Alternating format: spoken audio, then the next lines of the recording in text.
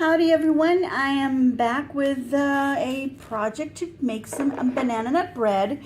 And so here I was going through my little written cards. I've got cards here like this, for example, for some white bread, where I've written down the ingredients. And then of course I've written down little instructions for myself. This is my own little book that I've put together. And it's just like a little photo album, really. I was given this for Christmas. I thought it was a nice little thoughtful gift for putting photos, but instead of putting photos, I put in recipe cards, my own cards. And here's my banana nut bread recipe. I'm going to go over the ingredients, and then it's super easy. Hope you'll think it's super easy as well. This is going to be made. I'm going to give this to my mom. She is going to take it to her church for a fundraiser. So here we go with some banana nut bread. All right, you will need a half a cup of softened margarine, 2/3 cup milk. You'll need 2 eggs, 2.5 cups of all-purpose flour, 1 cup of white sugar, 2.5 teaspoons of baking powder, half a teaspoon of baking soda, 1 teaspoon of salt, 2/3 cup of mashed bananas, and 1/3 cup of chopped walnuts. So I discussed this with my mom. Does she want a, I think, what was my first thought of making for her? Oh, I was going to make a pumpkin spice cake. But then we decided that she wanted a banana nut bread. So I've got these bananas that I got from my grocery store. And you know what my grocery store does? They're so nice. I guess they think about things like this. Is that when they get a bunch of bananas, and there's a few of them in the bunch, maybe 1 or 2 that are kind of nasty. They pull them off, but they put them over to the side because they know someone's going to come along and they're going to want some ripe bananas. And these are not quite right as I'd like them, but they are kind of mushy, so they're going to be good enough. I'm going to mash them up with a fork, so it'll be okay. And here's the instructions. It's super easy. Mix ingredients in order listed. Pour into a floured pan and bake at 325 degrees Fahrenheit for 55 to 60 minutes. And then I made myself a little note. Add a teaspoon of vanilla and I don't know what that is. Cinnamon is what I, with an exclamation point. So yeah, add some vanilla or some cinnamon to this and make it taste yummier. So I guess this is what I wrote down, and then I decided that I needed that, so that's a little side note. Okay, so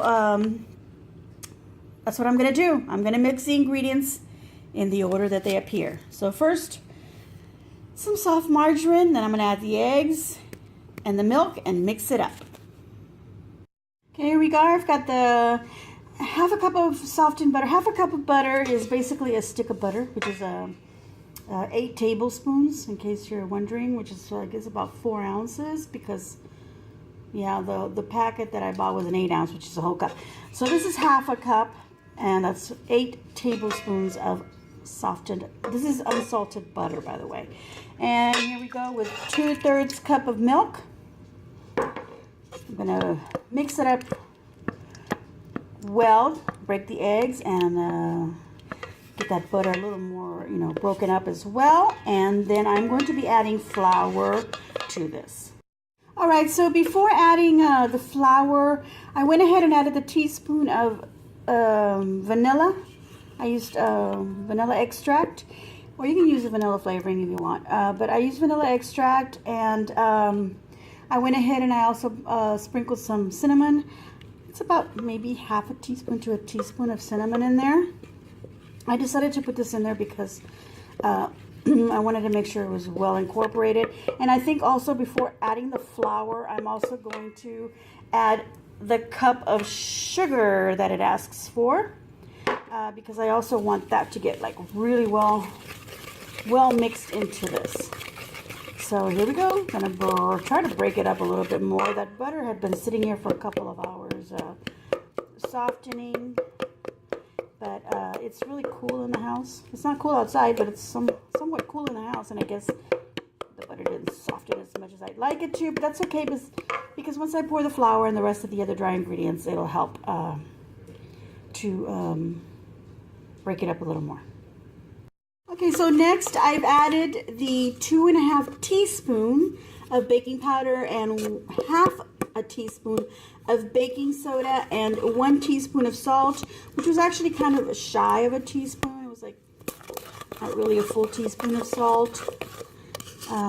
This isn't for my family, my dad or my husband, so I don't really need to be concerned about the salt content, but I kind of already got a little used to watching that, so I guess that's kind of why I went a little shy. But it's a teaspoon of salt. You don't care what you use it. I mean, because I'm using unsalted butter and such, so that would be the only salt that's actually going in there. All right, here I've incorporated 1½ cups of flour already and mixed it in. Here's 1 extra cup, so that's 2½ cups of flour in total. Mix that in. The next step is to mash up those bananas so that I have 2/3 cup of the bananas and then just ½ cup of walnuts. And I've got my walnuts already ready, so I'm gonna finish mixing this flour into this, and then getting those bananas mashed up. Okay, well here's the banana mash that I have, and I have about 2/3 cup, just a little bit more. It's like 3/4 cup, but anyway, it's a little. Let's see, 2/3. It's almost a cup, but you know what? I'm gonna use it because I really don't think it's gonna hurt it. And that was basically 2 regular sized bananas that went in there. You could take off a little bit if you want. I'm gonna freeze the rest and make some banana ice cream. So you can take off the rest of this and, like I said, mash up some extra bananas, make some ice cream out of it. And but I'm gonna pour this whole thing into my mix that's looking lovely. And then we're gonna get ready to put it in a pan. And oops, don't want to forget the walnuts. That's why I bought these little pieces. It's about ½ cup of walnuts that you're gonna add in there also. Mix it in well, blend it in or mix it, whatever. Here's my banana nut bread batter looking lovely. Yes, I almost wanna taste it just like that. Yum. All right, well, I'm not, because, you know, the raw eggs or whatever. Anyway, I've got my bundt pan. I decided that I was going to use that instead of a loaf. And even though my mom has requested that the slices, or rather that the cake, bread or whatever, be pre-sliced, she wants it in little plates, which is what I'm going to do for her. And they're going to be individually wrapped because she wants them ready to be sold by the slice rather than a whole cake, because it's a whole lot easier for people to come by and, yeah, I've got $1. Give me a slice of that bread. And not only that, but this one's got a nice little, you know, little ridges or whatever you want to call them. And so it'll have a nice measurement for me to decide where I'm going to cut it. So then I know that in these big ones, it'll just be half of that. So I'm going to go ahead and verify that with my mom. If this size, which is about 1 inch thick of cake slice, is going to be enough. She wants it thicker, and I'm hoping she'll say 1 inch is good enough, because I really don't know. I think she said $1 a slice, so I'm thinking 1 inch is good enough. And it's homemade from scratch, not a box. So what I'm going to do with this bundt pan is I need to grease it. You can spray some of that baking spray or whatever. I was going to say non-adhesive spray. Is that right? You know, so your food won't stick. So I guess that kind of, but I don't know. That sounds kind of wrong. I've got some Crisco. You can use any vegetable shortening. And just grab it with the napkin, like so. Just grab some on there like so. And then just start rubbing it around onto the pan.